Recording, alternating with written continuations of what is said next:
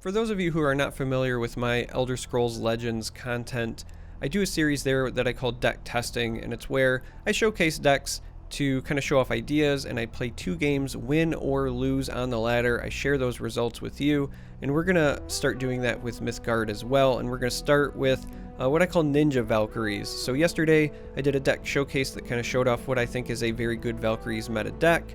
This one is very similar, but with a bit of a spin. So because we're not using yellow, it means we do not have access to Bulwark. That means that the Thanes don't have the same value. So we're taking those 2 3s for 2 and replacing them with better utility ones. Instead, we're going to be running 2 Lore Brokers, and we're going to be running 2 Ghost in the System to fill those slots. Now, to replace the Poxbringers, the Satellites, and the Bulwark, we're going to be running full complements of Smoke and Wind as far as the ninjas go. And the rest is pretty much the same.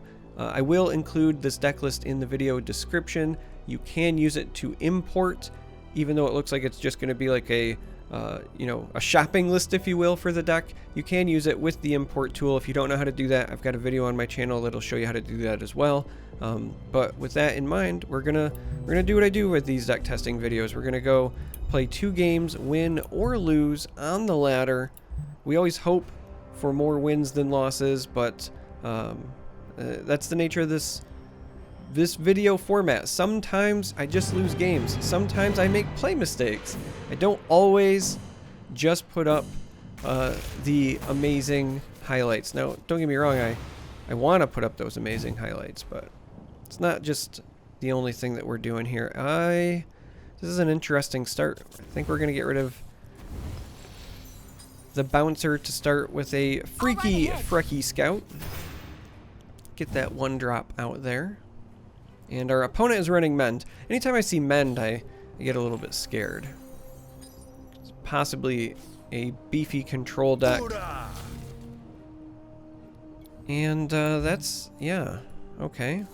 It's a solid 1 drop, just a 2/2 for 1, but they also got rid of a Metzen Giant, which is just a big ball of stats, so we're in a weird spot. I have to give up Thunderclap if I want to keep playing Valkyries, or we could play Ghost in the System instead. I really feel like getting the Valkyries going is more important.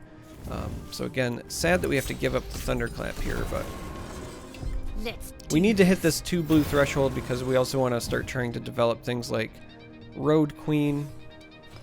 It's just not as important, I think, as playing any of these. We are a very blue heavy list, but Thunderclap is a powerful card. It's typically not one that you want to get rid of if you can help it, but it's the right call here. Halt. And we have a Riot Guard in our way. After defending in combat, the attacking minion is stunned until the end of its next turn. So we are going to take that stun. Not a lot we can do about it, but we did get a great top deck. We have to decide now, do we want to keep Smoke or Wind? So far it's just been yellow, so I think that keeping, you know what, let's keep both. Let's just get rid of the Ghost in the System, actually. And we'll develop our Road Queen. And then we'll make this decision likely next turn because this will be the play. But I think that of the 2, you want to keep Smoke because it trades more favorably, and I don't think that the opponent we're playing against is going to let this get through unscathed. They seem to be, again, playing very defensively. They've got the Mend. Might even be a mono yellow deck that we're up against here. We're going to try to split the sides and then jam Kára right down the middle here.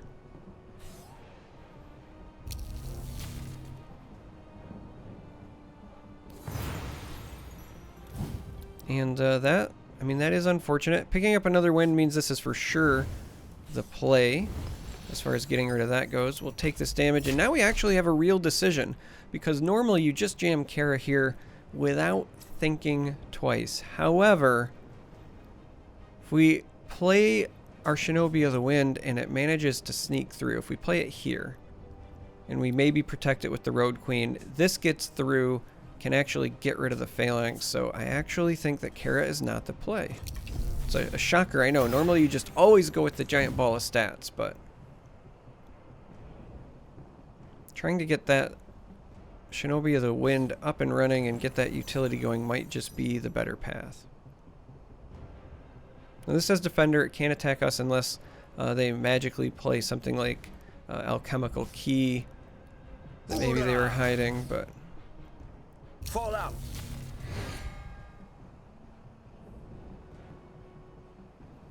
Okay, we can still get value trades here, so this is not the end of the world. Now we reveal exactly what we were kind of running into, but this can trade this way, which then means that this survives here. And we'll just now play our giant ball of stats, and we'll move this over to try to run away from this. This is going to come over as well. It's going to chase us around the board, but at least we force them to use that action.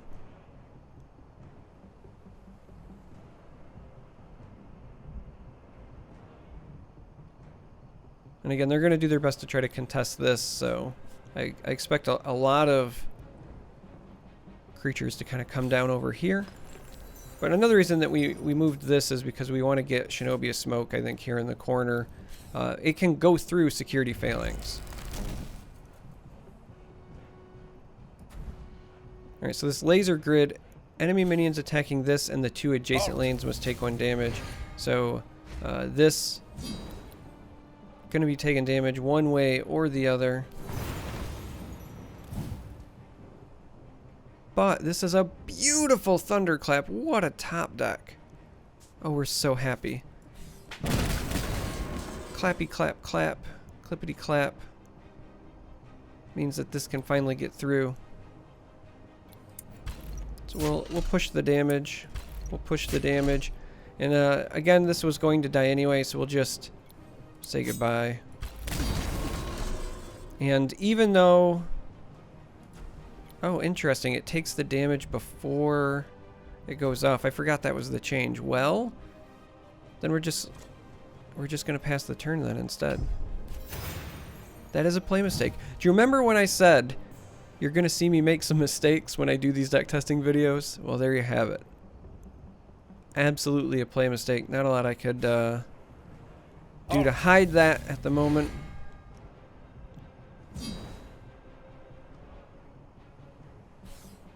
Kára's getting big. Interesting, they decided to chump block but give up Misanthropia, huh? They just really want to save themselves from damage.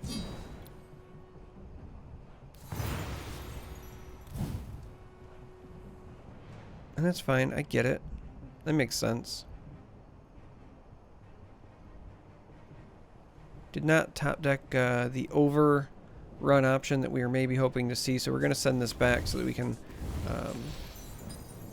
go ahead and develop this so that we can see what their next card is going to be.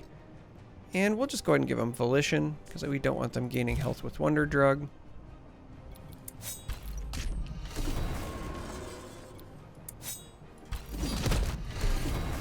Take the trades, develop this over here, and pass. They're gonna draw, and they're gonna know that it's not looking good for them. Now, Kára does get stunned, right? So the Riot Guard is completely relevant with the body block. Fall out.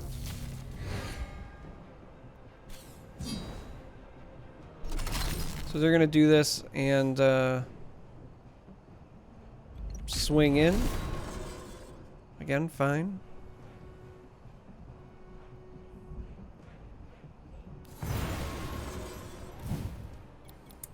We're going to take our damage, develop that over there, and I guess develop this as well, and then pass. This still alive here, pumping our other Valks. No reason to make this trade as of yet, so that's why this has been hanging out this entire time. Our opponent has 1 card. Does also have the option to gain some health with Mend.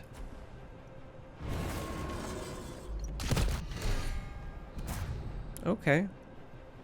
So the virus here, demise infects adjacent minions, but they take the surrender, so game 1 is going to be a victory.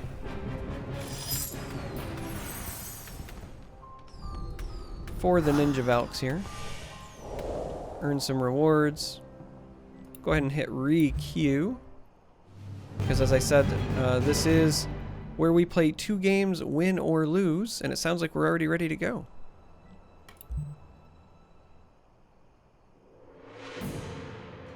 And yeah, just like that, we are now into another game, and it's another opponent with Mend. As I said, anytime I see that, I get a little bit worried. We have 2 demolition speedways, so we can get rid of 1 very confidently to play our 1 drop. And then work our way toward our Valkyrie buddies here. Lore Broker is a lot of fun. Ooh, orange. Uh-oh. That went fast. Let's go take a look. What was that? It was a faceless construct, huh? So they got some big bodies. Well, we wanted to get Lore Broker going, but in this instance, I think Lore Broker might go away. Yeah, I think this is the correct play, so no way to get around it even with the Swift. I mean, we could just double move away, but let's take the trade. Develop. Let's do this. I guess there's an argument to be made. If you move and then you take your second move because of the Swift, then they at least have to play another minion to contest, but it's going to likely just be this 1-1, and then you're stuck moving again, so something like this makes more sense. Interesting decision that we have to make now. Do we care more about Shinobi of Smoke or Wind? I think we want to keep Smoke because of the value traits that it provides. And again, not much we can do here. So we're just trading back and forth till one of us can establish a board position. The problem is that when you're playing against orange, they have a lot of great ways to just keep getting value. They make tokens, they draw a lot of cards. Oh, I think that was an Armageddon Angel. It was. Okay, so this is a bit of a more controlling deck, which is also unfortunate for us. And so here I think we finally give up on this Speedway. Kára's likely the play. You could argue Thunderclap, but this is pretty low value Thunderclap. We're going to take our Swift movement, trade into this. We don't take retaliatory damage, and then just develop Kára over here in the corner so they have to chase her. She's a big ball of stats. Also, saving the Thunderclap when your opponent's about to go into winter is huge, because this means it will deal bonus damage due to all of the opposing minions having fragile. Oh, that's a 7 rings as well. Okay. Our opponent has a very real deck here, gang. Parry at the gates is fantastic. This is like, oh, it doesn't even move, huh? Interesting. Well, this is a pretty lackluster Thunderclap, actually. I don't think we take it. I think we just take the value trade.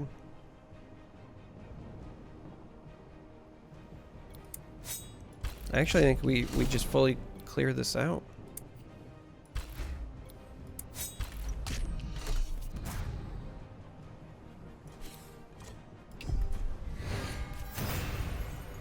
I think that our opponent properly was playing around Thunderclap there, knowing that with the fragile they can't really afford to flood the board.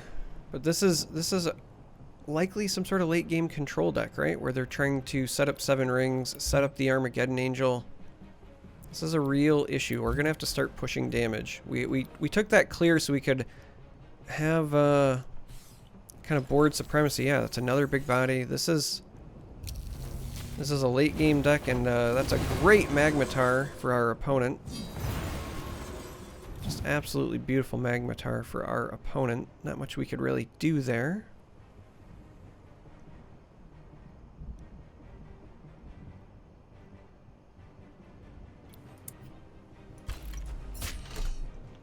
So we're going to push that damage, and I think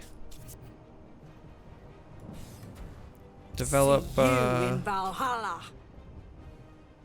I think develop like so. All right ahead.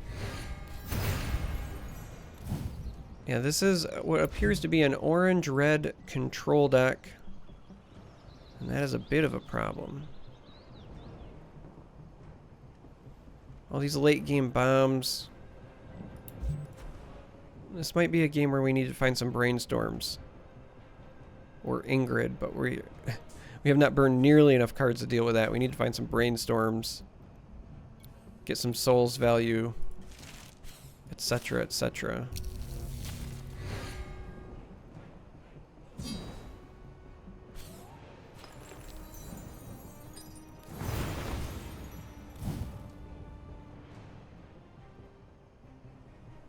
Alright, so this is, I think, thunderclap territory.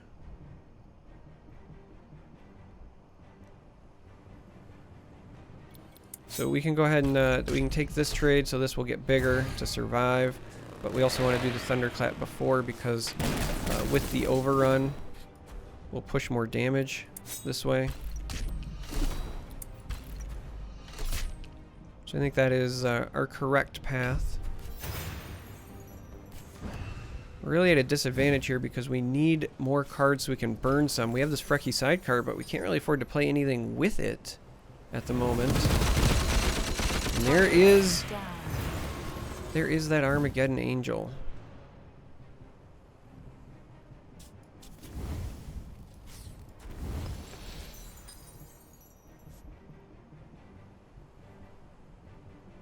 So we have the Valkyrie Tough that we could play with the freki, and that represents 4 damage. But we know that they also have a golem that can just jam down in front of stuff. Being able to wait one more turn, potentially burn another card to play freki and Shinobi of Wind represents 5 damage. Let's do this. So I do think that sadly this is the play, and this will get blocked 100%. We're not in a great position here.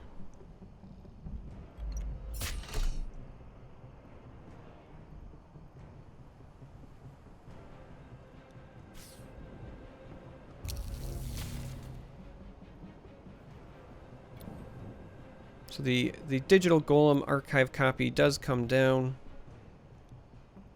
And the kind of card we would be hoping to top deck here would be Fortune favors us. maybe the Valkyrie Enforcer, if this had not been played, because then we could have pushed some damage through, but our opponent has hit the late game here. Alright, so we're going to go ahead and play this Brainstorm for sure. Which will allow us to burn this and at least get to 6. Still no Ingrid for us as of yet.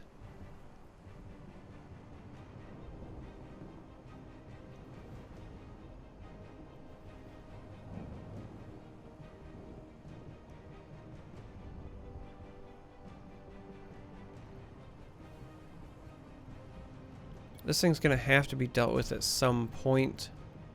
I think we're going to be stuck ice spiking that just to stun it.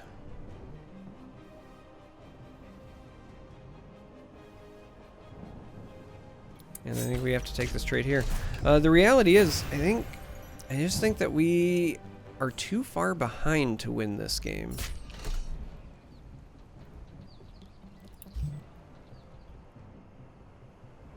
We needed to put pressure early on, and there was quite a few turns where we just weren't getting the job done. They did a great job of blocking us out, and then Armageddon Angel was, I mean, just a blowout. Just an absolute blowout.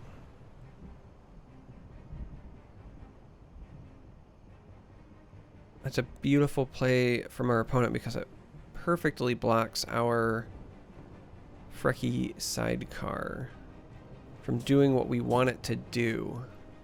Which is we wanted to play the sidecar and the shinobi of wind so that the shinobi could clear this out. But that is not something that can happen. And our opponent still has oh so many cards in hand, oh so many resources. And so sadly, I think this is it. I'm just double checking before we take the concession here.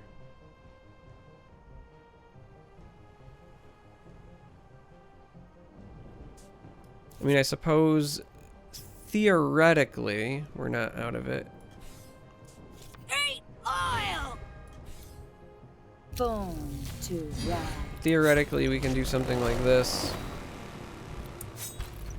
And then hope that they don't have one more damage, but they're playing red. I mean, you have to assume they've got the ignition. They're already saying very well played, so there it is. I called it. Great game. Just unable to get that pressure early on. And like I said, sometimes you win, sometimes you lose.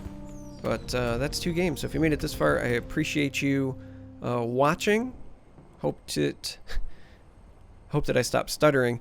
When I'm filming this right now, it's very early in the morning. I've been up. I'm very tired, so I apologize. But I hope that you stick around, watch future videos, maybe subscribe, put up with my slurred speech and my misplays. I promise it'll grow on you.